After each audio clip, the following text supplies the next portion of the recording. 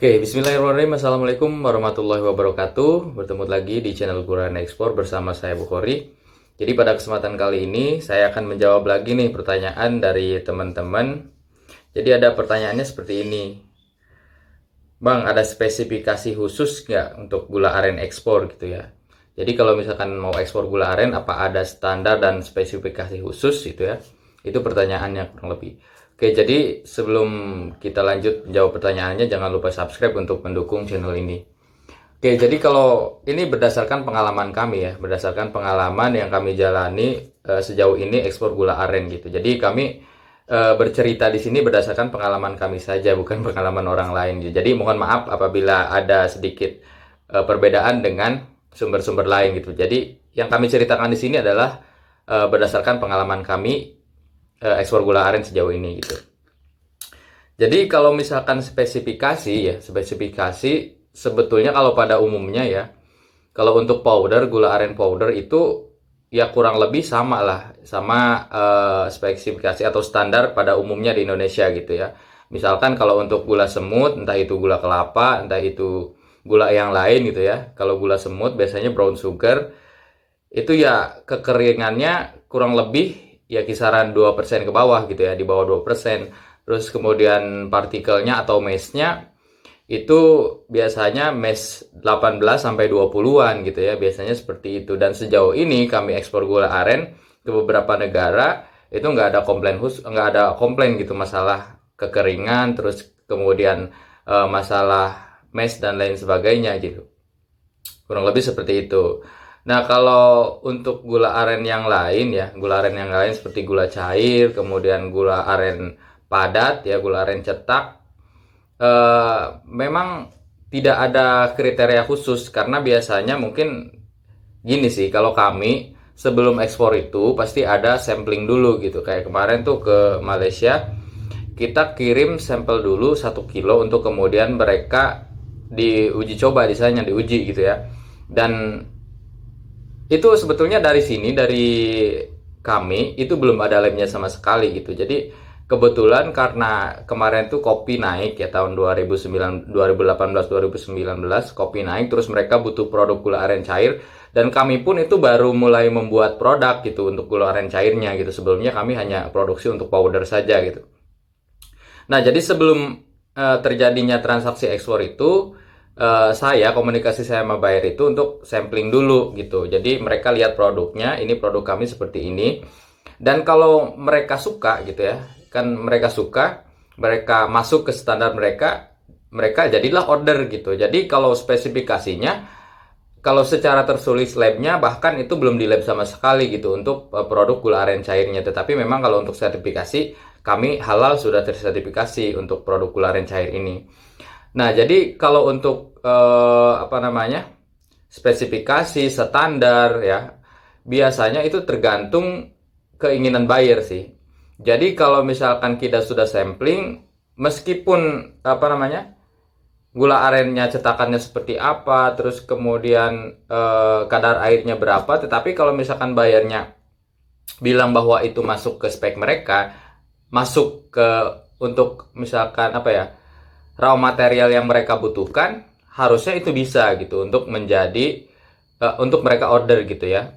Jadi nggak ada masalah sebetulnya kalau untuk spesifikasi dan standarisasi, biasanya tergantung bayarnya gitu. Tapi kalau pada umumnya sih untuk gula aren yang powder ini seperti saya bilang tadi gitu, ya kadar air di bawah 2%, kemudian mass 18 sampai 20. Kenapa kadar air 2%? Karena kalau kadar air segitu itu akan lebih aman aja sebetulnya dalam proses pengiriman maupun untuk penyimpanan di gudang mereka. Karena dengan kadar air demikian, ini berdasarkan hasil uji lab, itu bisa tahan sampai 1 tahun gitu kalau untuk gula aren powder gitu. Nah, kalau cair kebetulan kami belum ada lab khususnya ya, tapi kami memutuskan untuk expirednya berdasarkan uji coba yang kami lakukan, itu baiknya di 6 bulan sih. 6 bulan itu masih, sebetulnya 1 tahun masih bisa gitu, tapi kondisi bagusnya itu sampai 6 bulan biasanya gitu. Dan mereka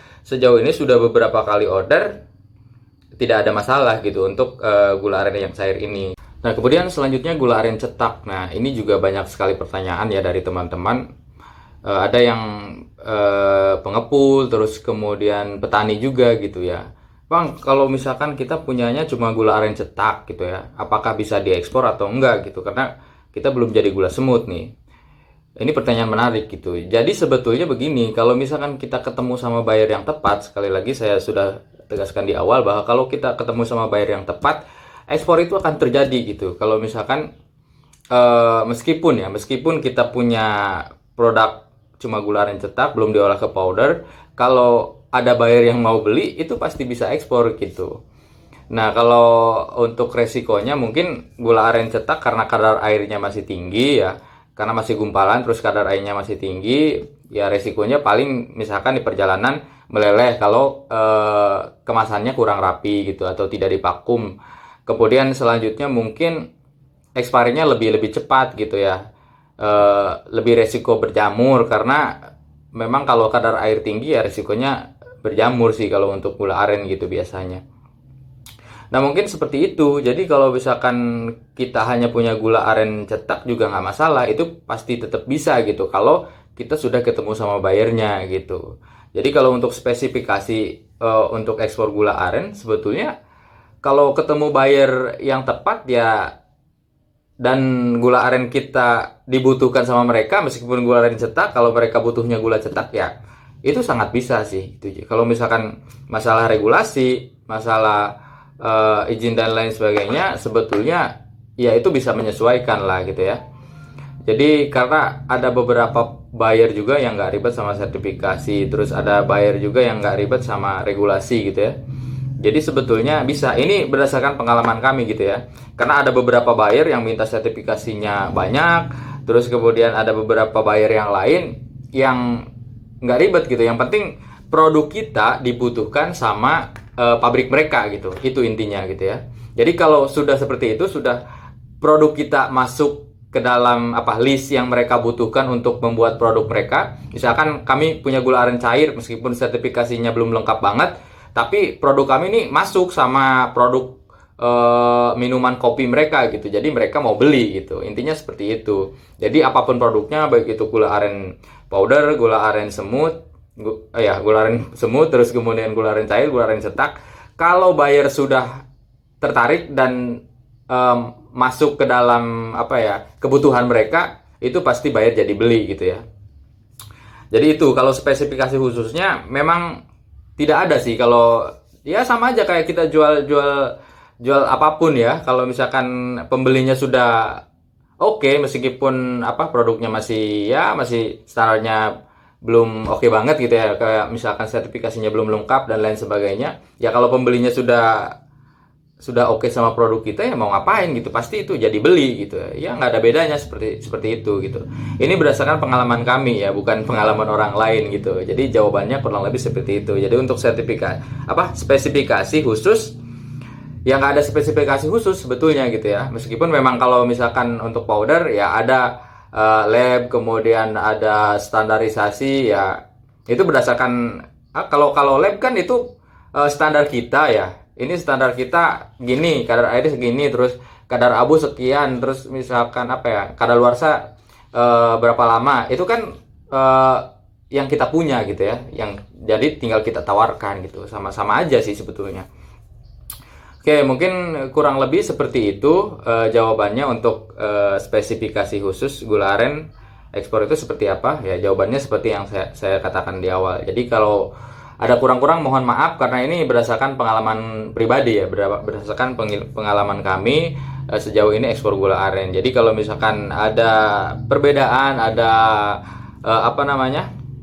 yang tidak setuju dengan pendapat kami, ya silahkan sampaikan di kolom komentar untuk jadi pembelajaran kita semua gitu ya. Jadi saya membuat channel ini sebetulnya bukan untuk nge-YouTube banget sih, tapi lebih ke sharing aja seputar aren gitu. Siapa tahu bisa ada teman buat diskusi, kemudian ke depan kita bisa menjalin kerjasama, kemudian bisa membesarkan aren Indonesia tentunya. Oke, kurang lebihnya mohon maaf. Wabillahi taufiq wal hidayah. Wassalamualaikum warahmatullahi wabarakatuh. Terima kasih.